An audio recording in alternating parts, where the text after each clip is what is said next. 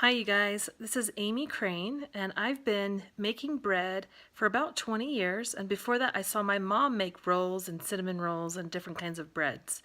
So this video I created to dedicate to my brother Matt, who would like to learn how to make this sourdough bread. And a couple things I wanted to mention before you watch this video.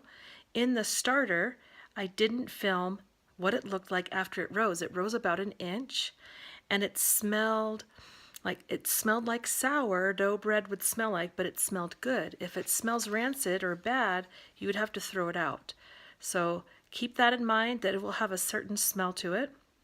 And also, this is a labor of love. It takes all day. You want to start about 4 to 6 hours. You take the starter out to let it activate. That's 4 to 6 hours. So you're not doing anything except letting that activate. And then it takes another 4 hours for some turning, and it could take another 6, just depending. And then I usually let mine rise all night in the fridge, so it's a process, and then I bake it in the morning. So really, if you want some bread, you can't have it in a couple hours. You have to have it usually the next day. So just keep that in mind as you go to make this recipe. It takes a while. So here we go. Here's the video I've created for making the sourdough tartine method bread. Good luck. Hello you guys, this is a starter that we're getting going. We're activating it. I pulled it out of the fridge, added a half a cup of flour, half a cup of water, stirred it up really good, and I drew this line because as it starts to activate, we're going to see some bubbles, and we're also going to see it rise. And then we're going to be able to use it in our tartine method sourdough natural leaven bread. Okay, here we are testing our starter. What we're going to do is we're going to get a spoonful of it and we're going to put it in the water, and if it floats, then it's ready. And there's enough power in it. Does that look like it's floating? Looks like it's floating. That starter looks healthy and ready to go. So I'm going to take the rest of this starter, now that I've used some for the bread, and I'm going to just put it back in the fridge until I want to grow it or activate it. So this is our first step in the tartine method of making natural leaven sourdough bread. There's your 8.5 cups of flour. It's a mix of white and wheat. It's 3.5 cups of water, and it's 3/4 a cup of the starter, and that's mixed in, and that sits for a half an hour. And then we're going to add some salt and a little bit of water, and that will be our whole recipe. And then we'll go on to the method for how it rises and how we stir it and knead it throughout the rest of the day. Okay, so we're on another step for this tartine country loaf sourdough bread. So I've dumped in 2 tablespoons of real salt. You always want to use good high quality salt. And then I'm going to dump in 1/4 cup of cool water. And then we're going to really get this mixed in here really good. And we're going to just squeeze it into here. And with this method, you do use your hand. It just works the best. And we're just going to incorporate all the salt and all the water. And this will start to look more like bread after it starts to rise a little bit more. We just want to squish it in, mix it in, incorporate it really well. I know it looks kind of slimy, sounds kind of slimy, feels kind of slimy, but it's going to turn out great. It's going to be very tasty.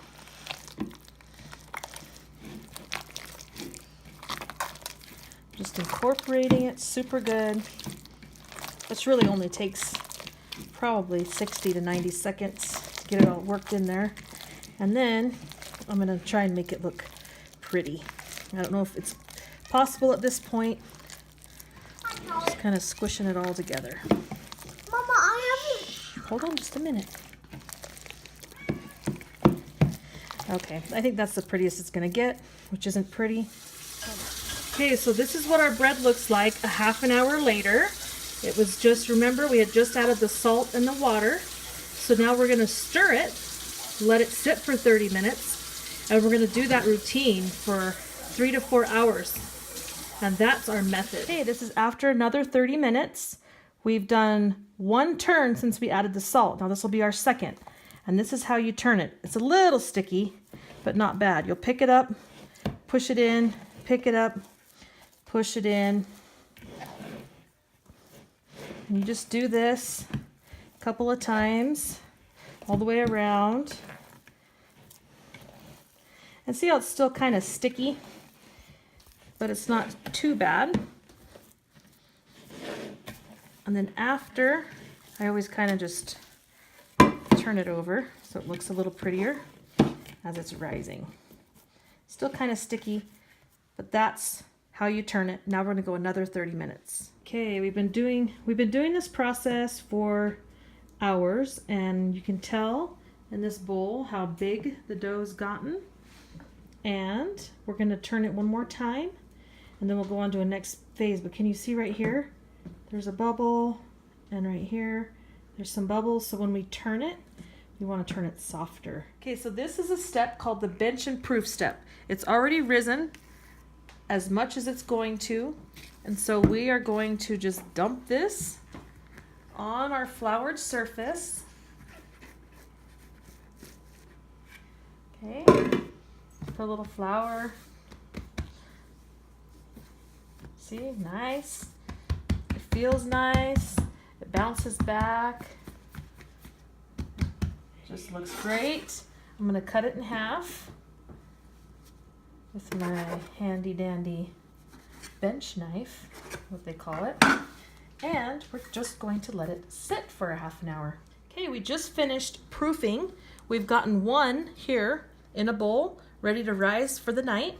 And here I'm going to show you how to shape it so that it is ready for rising all night. So in it, you'll see there's a lot of air bubbles, and I'm going to get a lot of those air bubbles out by making it nice and tight.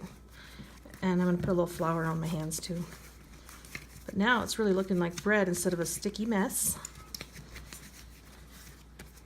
I can kind of hear the air bubbles popping. And we're getting this a nice rounded loaf.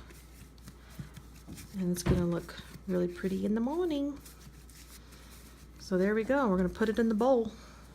And I put Pam in these bowls because I'm not real good at the flour part.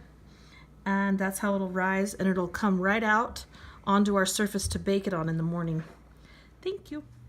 So we let our dough rise all night in the fridge. I pulled it out, put it on the counter, and we are going to get it put in our oven. It's at 500 degrees. Yes, it's 6:30 in the morning, getting it done early. And we have our stones in here, getting nice and hot. So let's take this one out. Okay. And here we have this baking stone that this is part of the recipe for it to be cooked with this method, with the stones. So hold on, let me get it on there and you'll be able to see it. Okay, here we go. Put the dough on here. Just like that. We're going to score it. You don't have to, but it kind of gives it a different look. And then we're going to put this stone lid on it. And this is what creates the nice hard crust. So this will bake for 20 minutes. And we're also going to turn our temperature down to 450.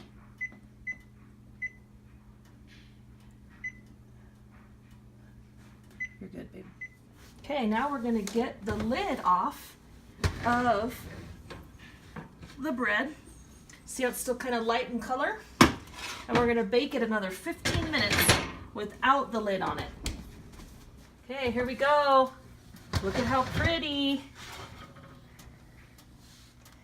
That is your loaf of bread. Okay, this is how we're going to cut our delicious bread. Electric knife. Much easier than trying to saw through it.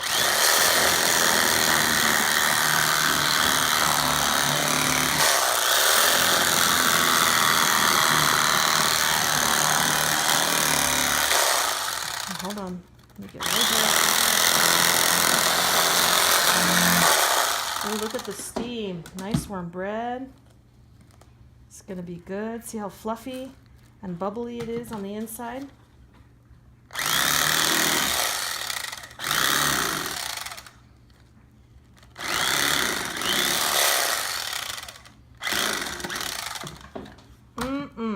So we're gonna try it.